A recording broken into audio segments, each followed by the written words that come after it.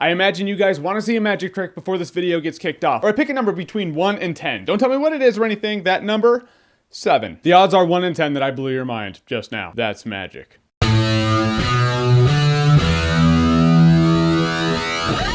Now You See Me. So Now You See Me is the story of 4 magicians. They're played by Woody Harrelson, Jesse Eisenberg, Isla Fisher, and Dave Franco. And they all get brought together in the beginning of the movie, and the next thing you know, it's a year later, and then the scenarios you see in the trailer start happening. Starting out with, they rob a bank with magic. Mark Ruffalo is the FBI agent. He's trying to figure out how they did it, and he's tracking them down. He's trying to remain one step ahead of them, but they're magicians, so they're really smart, and they think shit through. Thus, we have our movie that's pretty entertaining. I had a good time with this movie because the crew really worked. These guys had great chemistry together. They worked well together. They were a good ensemble. They're like the Ninja Turtles of magic. Then you have Morgan Freeman and Michael Caine in the mix. Mark Ruffalo's good in the movie too. I've given Mark Ruffalo some shit in my time. After the Avengers though, never again. The dude is the best Bruce Banner / Hulk that's ever existed in the history of life. He stole all of his scenes in the Avengers, so that ain't nothing. And he was cool in this movie too. And when you're gonna stand out when you're in a movie with Isla Fisher, that is also impressive. Now You See Me is like National Treasure with magic, which I had a good time with National Treasure. I saw it once when it came out in theaters, but I remember liking it. You throw magic in the mix though, it automatically makes something pretty cool if they can pull it off well. For the most part, they do. If you're one of those people that's like, by the end of this movie, everything has to logically make sense in order for me to like it, you're probably not gonna like it. Because it's not gonna happen. You're not gonna walk out of this movie going, that was absolutely cool and perfectly plausible. It's realistic. It could totally happen. Because it couldn't. There's no way. Brainiac from the Superman comics couldn't think enough steps ahead to make the premise of this movie actually happen in real life. But I was still able to sit there and enjoy the movie for what it was. If I'm being honest, I didn't like the end. I thought the end was just one of those convenient things like, yeah, here's the end. I just don't think the ending makes sense per what I saw for the past 2 hours. For some people, that'll be enough to bring the movie down to go, nope, not a good movie. For me, it really wasn't. Hey, side note, you know what is completely perfect in the movie? Isla Fisher. I really mean that too. I would shred my single bachelor life to settle down with and marry Isla Fisher. But since Sacha Baron Cohen has made that impossible for me,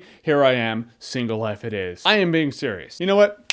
Classy picture, because I respect her as a woman.